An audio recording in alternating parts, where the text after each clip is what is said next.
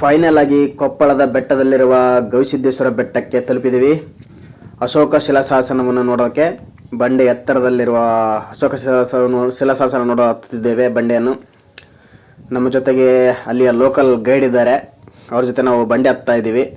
ತುಂಬ ಎತ್ತರದಲ್ಲಿ ಬರೆದಿದ್ದಾರೆ. ಅಶೋಕ ಶಿಲಾಶಾಸನ ಸಾವಿರಾರು ವರ್ಷಗಳ ಹಿಂದಿನ ಶಾಸನ, ತುಂಬ ಹಳೆಯ ಶಾಸನ. ಬನ್ನಿ, ಇದೇ ನೋಡಿ ಓಪನ್ ಪ್ಲೇಸಲ್ಲಿ ಮೇಲೆ ಇರೋದು. ಎಷ್ಟು ತುಂಬ ಚೆನ್ನಾಗಿ ಕೆತ್ತಿದ್ದಾರೆ. 1000 ವರ್ಷಗಳ ಇತಿಹಾಸ ಇರೋ ಶಿಲಾಶಾಸನ.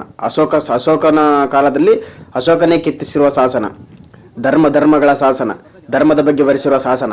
ಇದರ ಬಗ್ಗೆ ಕೆಳಗಡೆ ಒಂದು ಬೋರ್ಡ್ನಲ್ಲಿ ತುಂಬ ಚೆನ್ನಾಗಿ ಬರೆದಿದ್ದಾರೆ. ಅದರ ವಿಶ್ಲೇಷಣೆ ನೀವು ಓದ್ಬೋದು. ಇದಕ್ಕೆ ಯಾವುದೇ ರಕ್ಷಣೆ ಇಲ್ಲ. ರಕ್ಷಣೆಯನ್ನು ಕಲ್ಪಿಸಬೇಕಂತ ನಾವು ಇದಕ್ಕೆ ಇಲ್ಲಿನ ಸರ್ಕಾರನ ಕೇಳ್ಕೊತೀವಿ. ಇದಕ್ಕೆ ಮಳೆಗೆ ಬಿಸಿಲಿಗೆ ಎಲ್ಲ ಹಾಳಾಗ್ತಾ ಇದೆ. ಇದನ್ನು ಟೋಪಿ ಗುಂಡು ಅಂತಾರೆ ಅಥವಾ ನಾಯಿ ಗುಂಡು ಅಂತಾರೆ. ಇಲ್ಲಿ ಒಳಗಡೆ ಕೂತ್ಕೊಂಡು ನೆಮ್ಮದಿಯಾಗಿ ಧ್ಯಾನ ಮಾಡೋಕ್ಕೆ ಚೆನ್ನಾಗಿರೋ ಸ್ಥಳ ಇದೆ. ಹಾಗೆ ಮಲ್ಕೊಳ್ಳೋಕೆ ಸ್ಥಳ ಇದೆ, ಕೂತ್ಕೊಳ್ಳೋಕೆ ಸ್ಥಳ ಇದೆ, ಚೆನ್ನಾಗಿದೆ. ದೂರದಲ್ಲಿ ಕಾಣ್ತಿರೋದು ಬಹದ್ದೂರ್ ಬಂಡಿ ಕೋಟೆ, ಈ ಕಡೆ ಕಾಣ್ತಿರೋದು ಕೊಪ್ಪಳ ಕೋಟೆ. ಇವೆರಡರ ಮಧ್ಯೆ ಇರೋದೇ ನಮ್ಮ ಗವಿಸಿದ್ದೇಶ್ವರ ಬೆಟ್ಟ. ಈ ಬೆಟ್ಟದಲ್ಲಿರೋದೇ ಈ ಅಶೋಕ ಶಿಲಾಶಾಸನದ ಬಂಡೆ, ರಾಕ್ ಶಾಸನ ಅಂತೀವಲ್ಲ ಅದು.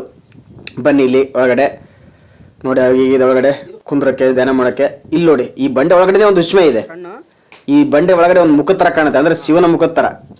ಮೂಗು, ಕಣ್ಣು, ಬಾಯಿ, ಇದು ಬಾಯಿ, ಕಣ್ಣುಗಳು ಒಂದು ಮುಖದ ಥರ ಕಾಣುತ್ತೆ. ಕುತ್ಕೊಂಡು ನೋಡಿದ್ರೆ ಒಂಥರ ಮುಖದ ಥರ ಕಾಣುತ್ತೆ. ಇಲ್ಲಿ ದೂರದಲ್ಲಿ ಶಿವನ ಶಂಕು ಅಂತಾರೆ. ಅಲ್ಲಿ ಕಾಣ್ತಾರೆ ಇನ್ನೊಂದು ಬಂಡೆ ಇದೆ, ಶಂಕು ಆಕಾರದಲ್ಲಿದೆ, ಅದನ್ನ ಶಿವನ ಶಂಕು ಅಂತಾರೆ. ಶಂಕು ಚೆನ್ನಾಗಿ ಶಂಕು ಆಕಾರದಲ್ಲೇ ಇದೆ ಅದು. ನೋಡೋಕೆ ತುಂಬ ಚೆನ್ನಾಗಿದೆ. ಎಲ್ಲ ಫೈನಲ್ ಆಗಿ ನೋಡ್ಕೊಂಡು ಕೆಳಗಿಳಿದ್ವಿ. ನಮ್ಮ ಇಲ್ಲಿಗೆ ಜರ್ನಿ ಮುಗೀತು. ಈ ಕ್ಯಾಮ್ರಾಮ್ಯಾನ್ ಭರತ್ ಸಾವ್ಕಾರ್ ಜೊತೆ ಪಂಪಾ ಬಾಂಡ್ Hadapada. Thank you so much. Bye bye.